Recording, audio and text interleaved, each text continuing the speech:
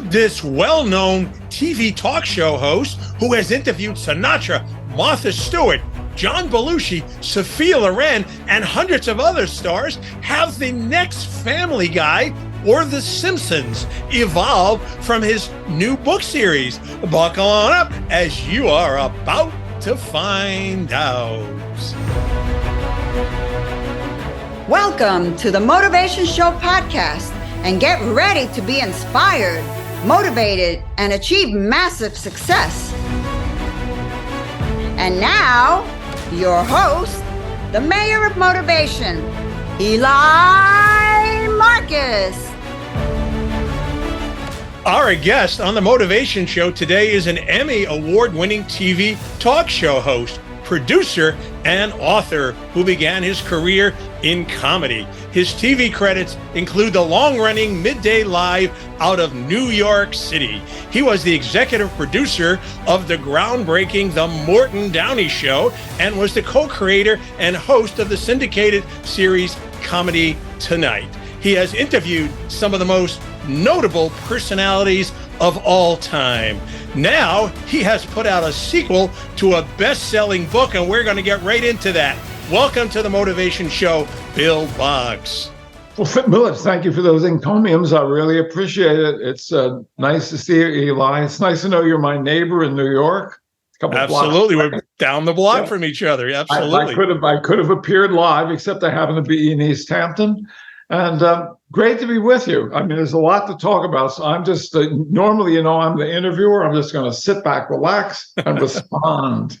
Well, growing up in New York City, you were kind of a household name to me. I've watched you and you've had some incredible classic interviews. And you interviewed a guy by the name of Old Blue Eyes. And maybe you can tell us a little bit about that interview and your relationship with Frankie there. Frank Sinatra. Well, there were many long versions, short versions of the story. I'm going to give you I'm on a 25-minute podcast version, and I better not go on too long. So I'll give you the bullet points, right? I'm a lifelong Frank Sinatra fan who snuck in to see Sinatra dressed as a busboy at the 500 Club in the early 60s. Had a recurring dream, like 3-4 times a year, that I was sitting in a chair talking to Frank. Dreams are nuts. Sometimes it would be Frank Sinatra. Sometimes it looked like somebody else, but it was always Frank. In April of 1975, a group of friends of mine that inveigled me to go meet them in Las Vegas for one of their birthday and go to Elvis Presley's first show at the Hilton and Sinatra's late show at Caesar's Palace. This was, of course, red meat for me. I love Elvis. I love rock and roll. So the morning, and I was doing Midday, the show you were kind enough to mention, is the morning that I woke up on Friday to do the show and then Zoom to Las Vegas for big Friday night and Saturday night entertainment. I woke up with it, having had an extremely vivid version of the Frank Sinatra dream, which I had like a couple times a year. It wasn't like a nightly thing. And it was so vivid that I thought this is a precognitive dream. I'm going to meet Frank this weekend, somehow in Las Vegas, and he's going to come and sit down and do Midday, and it happens. Now that's the prelude. So I met Frank at 4 a.m. because I happened to be wandering around. I wasn't looking for Frank. I wasn't thinking, I got to make this. It just happened, and we clicked. He talked to me one-on-one for 10 straight minutes, about 4 o'clock in the morning. And he must have, we later told me, seen something in me that he liked and trusted, because at the end of the conversation, he said, Jilly, who introduced us, his friend, said, Jilly says you have a talk show on Channel 5 in New York. I said, yeah. He said, well, look, I don't want to promise anything, but in September, keep in mind, this is April, I'm going to be in New York at the Uris Theater with Ella and Basie, and maybe I'll swing by and do your show. Now, Eli, what do you think I said? I think you were very interested. No. Without 1 second of forethought, I said to Frank, not even thinking about the dream or anything, I put my hands up. I said, Frank, thank you. I'm not asking for anything. Thank you. That was my instinct. He pulls my hands down and looks at me with these eyes, says, Billy, I know you're not asking. Maybe I'll come by. We'll see. And he did. So it made headlines around the world. Frank had never been on a talk show, hadn't been interviewed. Really? No. To that point? That's amazing. What year was that, circa? What year? 75. 75. It made headlines around the world. And all these years, people were saying, how did you get Frank Sinatra? The answer, I met him. Yeah, well, maybe there was reverse psychology because you didn't like chase him, and you know, maybe he said, it was meant to be. It was one of those things that was meant to be. He knew that I truly loved his work and loved him. My mother was a Bobby Sox. He just knew he could trust me, which he could. That's great. And you've interviewed some other incredible people: Evander Holyfield, Brooke Shields, Yitzhak Rabin, John Belushi. Tell me about John Belushi, because, you know, unfortunately he died a little young, but boy, he had a meteoric rise. How would that go? Well, the interview I have a YouTube channel. For the last 15 years, I've been spending money, cultivating it, getting stuff digitized. I have an agent who represents all this stuff now. So if you go to Bill Boggs TV on YouTube, it's free, and subscribe, please. You can see the interview with John Belushi. I only interviewed him once. And I met him the night, he wasn't even scheduled. We had Michael O'Donoghue, a Saturday Night Live writer. We had, Steve Allen, and we had David Brenner on the show. And the night before, about, I don't know, 11:30, quarter to 12, I was at Studio 54 out in the dance floor. And suddenly there's Belushi, whom I had met once. And, you know, I knew him from TV. He knew me. And now I'm dancing with Belushi. Hi, Bill. At Studio 54? In the old days? Oh my God. Oh my God. Who's on your show tomorrow? Well, let's see. We got Michael O'Donoghue. Yeah, good writer. We got David Brenner. Okay. And we got Steve Allen. What? He stopped. You got Steve Allen? I love Steve Allen. He's an inspiration to me. He's great. And so I say, completely opposite of Sinatra, I say, well, you know, you could come and be on the show tomorrow, John, and meet Steve. I could meet Steve. Yes. So he takes out this stub of a pencil. Here's my number. Keep calling me in the morning. Call me no matter what. What time do I have to be there? I say, you got to be there by 11. Oh, that's it. Okay. Call me no matter what. So I called him the next day. No answer. Call him the next day. Show's on live at 11:30. The audience, the producers are going, are you nuts? Belushi's not coming. He said he was going to come. So at about 10 after, quarter after 11, I make my last call, and he finally picks up. Hello, it's Bill Boggs. Fuck you, Bill. No, wait, John. Steve Allen. The hot button. Okay. Yeah. I'll be there. So we go through about 3 or 4 segments, and fifth segment or so, the door opens and Belushi comes literally like a giant salamander, Komodo dragon, comes crawling across the floor, up onto the set and sits down. Hi, Steve. You can see what happened, and it gets completely nuts. Bill Boggs TV, John Belushi. Bill Boggs. There you go. That's got to be one of a kind.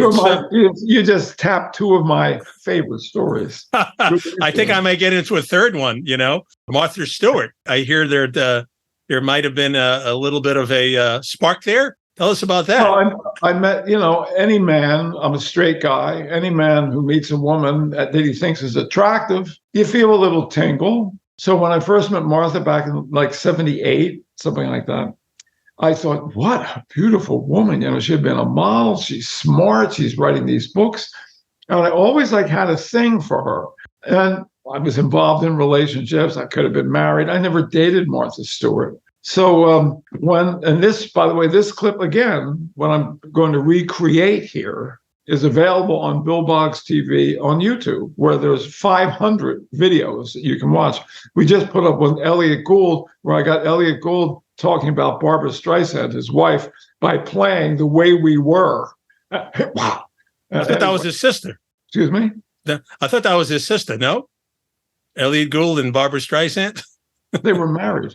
Oh, really? Oh, my goodness. Yes, they have a child. They met when. Then I got to get my history, straight. No, they were married. Gotcha. Okay. Anyway, so when Martha was on my food, I had a long run on Channel 5 on Midday Live, and the second longest run, 10 years on the Food Network. Was there the night it went on the air and helped create the original program, Bill Boggs' Corner Table, where I got to sit down with big name. Get this for a scam. I mean, Eli, come on. I got the Food Network to pay me really good money to go to the greatest restaurants in America. Yeah, Lutess, right? Wait, not finished.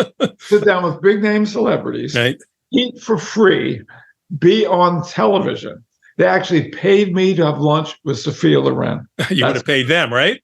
What a scam. So with the interview with Martha at John George Restaurant, I just sort of like was in a cheeky mood, you know. So I said, Martha, would you like to be married again? She said, oh, who's eating? Because we were eating and interviewing. Man, I'd love to be married again, but it would have to be a very special kind of man. I have a complicated life. But I said, well, Martha, would it have to be, keep in mind, the Food Network's on cable TV. But Martha, would it have to be a mogul like yourself, like a captain of industry? No, Bill, it could just be like a gardener or something like that. I said, could it be like a guy with a really good show on cable? She goes, Bill, are you proposing to me at lunchtime? And I said, well, but I don't do gardening.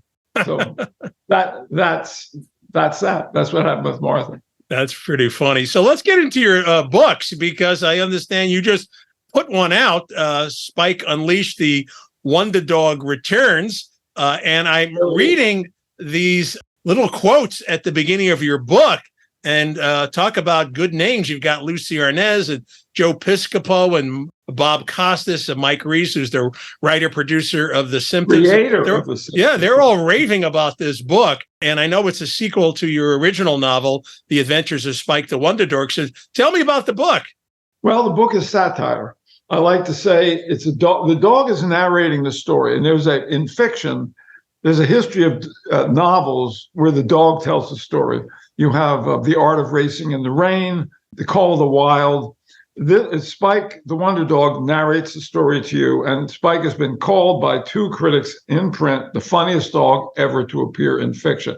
This book is designed to make you laugh. That 100% is my goal. Read the book, lighten up, laugh at America, laugh at things from the perspective of a non-human, a dog who's looking at human foibles, who's looking at our habits, our celebrity obsessions, our anger, our culture, and passes through a series of, it's a heavily plotted book. So that's my goal. My goal is to essentially make you laugh.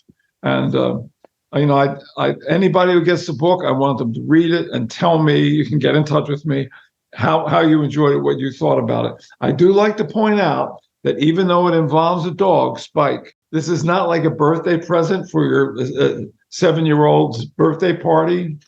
It's a R-rated, politically incorrect comedy. So I know you didn't get the name Spike from Joan Rivers' dog. Tell us how the name Spike come about and why you chose a dog. I had a dog named Spike. He was on my first, before I came to New York. Although Spike's, as you find out as you read the book, the name given to him by his breeders was Elmer. They named every dog in the litter after cartoon characters. He was named after Elmer Fudd. But then when he's purchased, his owner, Bud, who's a talk show host like me, changes the name Elmer to Spike. However, I think Elmer the Wonder Dog actually would have been funnier. If he said Twicky Wabbit, right? Yeah. Where were we? What was that question again? I knew something about Spike. So I had a dog, my first show. I had a syndicated show, Southern Exposure, in North Carolina. And the dog on that show was an English Bull Terrier, Spike, who people call it, we call him Spike the Wonder Dog. He got more mail than I did. And he was really funny. He would be I could just put him in a chair. And after a while, under the lights, he would just look at a guest, like stare at a guest like this. And the guest would be looking at him. And the guest was like, frequently, Bill, but Spike is staring at me. I said, yeah, apparently he's interested. Right, Spike? And then Spike would go, oh. I would say, right, Spike? And he would yawn. So that dog got killed before I came to New York. And so the germinating essence of The Adventures of Spike the Wonder Dog and now is, what if the dog had come to New York in today's world with a TV talk show host like me and became a big television and social media star? And that's what happens. The first book is really about the price of fame on both him and his owner. And the second book is a carryover to that. and there are loads of celebrities who appear as himself in the book. There's Bill Maher, Prince Harry appears as himself, Tim Allen, Lucy Arnaz, Kate McKinnon, Anderson Cooper, Andy Cohen, Jay-Z, and Beyonce are in here. A lot of celebrities pass through. So in what form, for instance, would Beyonce be in the book? As themselves. Yeah. As themselves. Look, I'm writing about the world I've lived in as a television talk show host. Okay. So you mentioned about Belushi, you mentioned about Frank Sinatra. There's two stories right there. Martha Stewart, people I knew. So Spike and his master Bud are passing through a milieu where they know a lot of people. They go to parties and stuff like that. But the Prince Harry comes in because Spike. What happens is early in the book, like a third of the way in, Spike uses his brick-like head to smash in a door because the strip club there in North Carolina where they live. That's a hard head. He's smashing the door. Spike is very hard. It's a brick-like head. Yeah. The strip club, Woody's Big Woody's Strip Club is the name of the Perfect club. name. Perfect name. Big Woody's. Yeah, Big Woody's. And it's famous for the dance of the 7 oils. So the club actually, the oils went catch on. There's a big fire at the club. And Spike and Bud are elsewhere, but Bud's a TV reporter. He's called to the fire. Bud goes to the front. He's interviewing the people in the front. And Spike is around back in the car. Bud says, stay in the car. But he sees in the window 4 naked women. He reasons these might be exotic service employees, but he doesn't like to jump to conclusions, right? So he bashes in his head, and the smoke comes out. And the strippers are saved, and there's a surveillance camera that shows him doing this. And because of this, it goes viral, and he ends up on the Jimmy Fallon show, and he ends up on Saturday Night Live.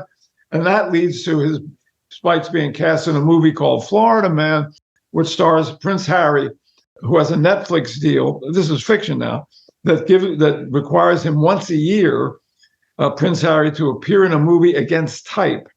And the Florida Man, as you know, type in your birthday and the word Florida Man, and Florida Man, draws giant penis in sky with a skywriting plane, or Florida Man caught licking doorbells by video cam. Crazy.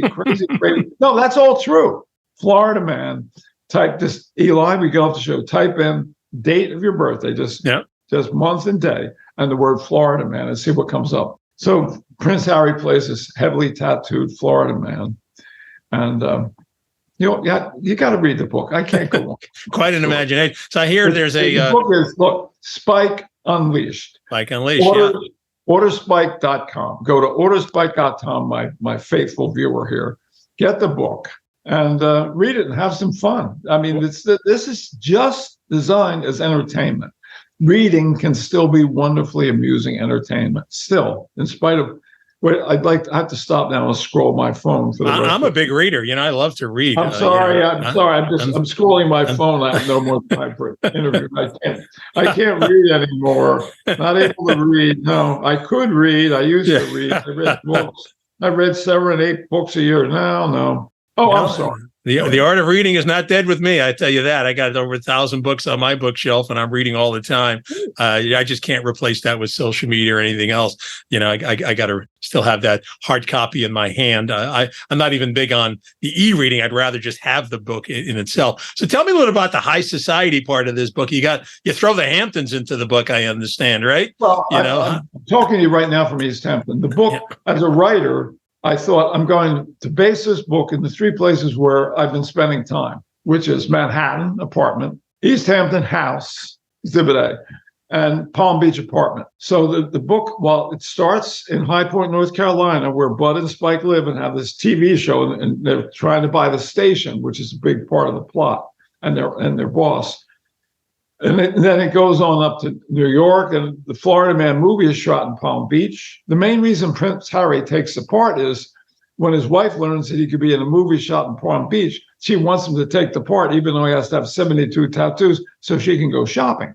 So, and then they come up in East Hampton and Manhattan. So do you have in your mind a 3rd book and a 4th book and a 5th book? Is this going to be like a Harry Potter? Yes. So I would say yes, absolutely. But the goal is, like Harry, the goal is to just become a bigger media thing. Because as much as I was joking about people scrolling their phones, it's what's happening. People aren't reading nearly as much. Yep. So from the very beginning, my goal with, well, here they both are, with the first book and the second book, is for this to be converted into an adult cartoon series, like for Netflix, Adult Prime, something like that, animation. And we have an agency on the West Coast that loves the material, but the writer's strike has sidelined deal making. Well, podcasting, but deal making. I don't remember too many things since The Simpsons, so I think there's room there. And this sounds, it sounds like it's got that really interesting adult twist where people are going to be, very, very intrigued by the next twist. There's a show on TV. Family Guy is a good example. It's my all-time favorite show. I've seen the episode. I thought, I've seen so much Family Guy over the past decades. I can do that. I can do that. I can write humor. It's going to make people laugh, irreverent humor. That doesn't mean the characters in the book are like Family Guy. It doesn't mean Spike is like Brian the dog. It just means I started as a comedy writer. I've been writing all my life since I was a child. And I just vowed to myself that I had this idea to sit down, and I made it happen. I mean, that's everybody who may be watching right now who has this idea, I'd really like to write a book someday. The someday is now. You sit down and just see what happens when you start doing it. See what comes out. Don't delay. Yeah, one of my mentors, Dr. Dennis Whaley, wrote the Psychology of Winning. He talks about someday I'll. He says, where is that aisle? Someday I'll. Someday I'll do this. Someday I'll do that. I'm not a Sunday person at all. I'm not a person who has like a bucket list. I have things I do, and then I want to do, and I do them. You get it done. That's how I live my life. Well, that's a great lesson for everybody, isn't it? Underneath that is a profound gratitude that I can do that. The older I get, the more grateful I get as a human being. I think that's the core right there. I think that is the true secret right there. Gratitude. If you had to rewrite a book, and you had to write the secret today, to me, it's gratitude. You hit the button, right on the head. Yeah, my birthday was July 11th. Okay, it was like 3 weeks ago today, something like that. 4 weeks, yeah, whatever. And on my birthday, like most days, I write in my journal. But the birthday is a special day, and I thought, what do I want to focus on in the year ahead? Now, gratitude has been with me for a long time. Okay, but I thought gratitude in the moment. Now, well, here's what I mean by that. Things are tense. Like today, the electricity in the house actually went off, and then I had to do this. I had to write, and I was tense. I admit. But then, if I take a breath and feel grateful in the moment, boy, it's selfish. It makes you better. Then the second thing was physical fitness. My father had one cardinal rule: your health is your wealth. Amen. Amen. Everything in our lives is pinion on health. Right. Those are some pretty solid cores. The third, sense of humor. In my high school yearbook, a classmate wrote, because I was on stage a lot, doing a lot of funny, crazy stuff in high school, quote, never lose your sense of humor. It's the most valued possession you have. That sentence in my high school yearbook has resonated with me my entire life. In fact, at the beginning of both of the Spike books, I credit that fellow with that. It's right here, like, hold on. I think sense of humor will win you more friends and influence people than anything else. There it is. There. Howard Higman. Never lose your sense of humor. It's the most valued possession you have. Yeah, absolutely. So I graduated from high school like 60 years ago. Still with me. So humor, gratitude, physical fitness, humor are the three things this year that I tune to. When there's more, I do affirmations and so forth. But you don't forget these things. I believe in the word resolve. You resolve to yourself that you're going to do something. Not everybody you just quietly say, this is what I'm doing. And then you do it. Very, very important. I call those non-negotiables. There are a handful of things that you do every day that are just non-negotiable. They have Like to going get to the done. bathroom. Like Going to the bathroom. You've got to drinking go. water, going to sleep. So if you can obviously even, physical fitness should be in one of those categories as the sense of humor, because if you want to, have people gravitate to you and not gravitate away from you, that certainly helps. So tell us what your thoughts are about the state of comedy today, Bill. Oh, good question. The state of comedy today, Spike Unleashed is pushing back at the people on both sides of the right and left spectrum who would be complaining about comedy today offending them. There's and one of the things happens in the book, somebody says, I can't go into the setup, we're living in the golden age of sensitivity. Boy, isn't that the truth? Somebody makes a joke on the stage. Oh, my God. Make that joke about his wife. He shouldn't talk about his wife like that. Then they become a keyboard bully. You know what they've done? And I don't know. Don Rickles would have survived today. He'd still do it. He was my favorite. So would Joan Rivers. Yeah. So the state of comedy today, as Judy Gould, one of my favorite female comedians, said, when they come for the comedians, we're in trouble. So one of my goals with Spike Unleashed is to write humor, politically incorrect humor, that I'm not intentionally trying to offend somebody. I'm just saying this could offend you, that could offend you. Humor, unless you're a really gentle humorist, like, more Will Rogers, something like that, is by definition transgressive. Right. Humor is transgressive. Good point. It's pushing against. Pushes the envelope. Yep. And if you're pushing against at a time when the against you're pushing against is bruises so violently easy. Yeah. So all I'm doing is standing up, like a lot of comedians are doing. My friend Tom Cotter, I'll be going to see him Thursday night. He actually is in the book. He plays Higgins. He is Higgins in the movie Florida Man. The president of the International Hamster Society is in the book. And so that's my answer. That's what I'm trying to do. So what I want to know, Bill, is when somebody finishes your book, right?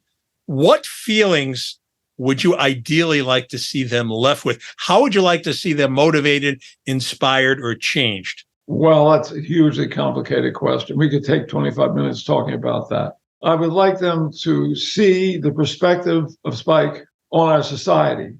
There were things in the book, like there's a man who's trying to create the Civility Project, because actually Big Woody, the owner of the strip club, comes into a lot of money because of crypto.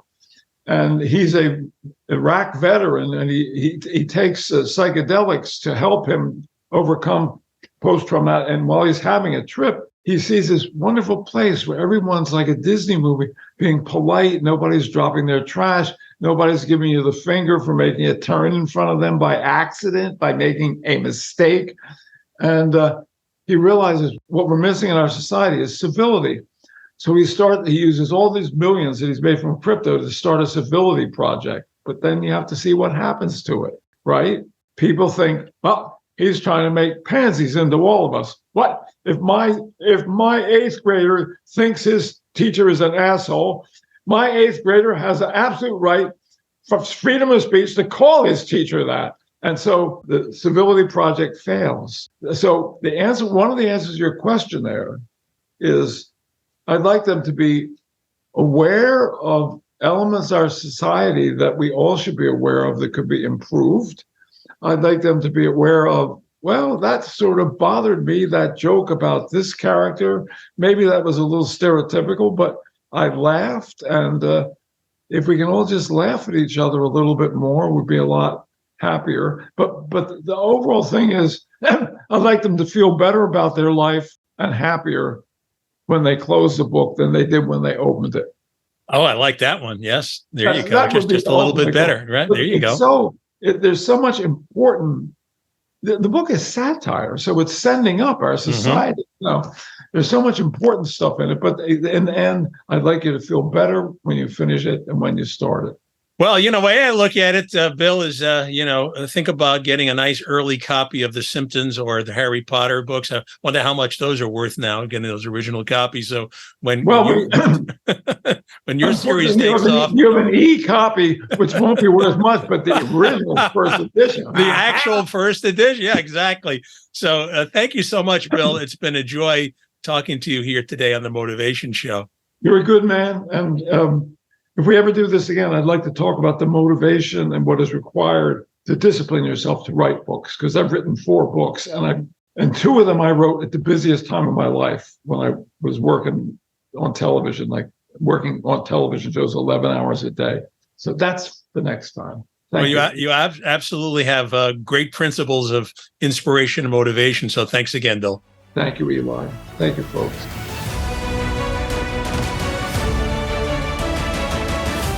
If you would like to inquire about having Eli motivate your team, speak at your event, or coach you personally for massive success, email themotivationshow@gmail.com.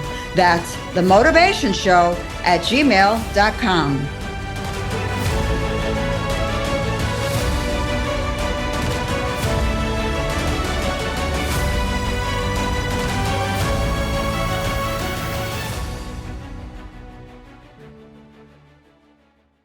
This podcast is a part of the C-Suite Radio Network.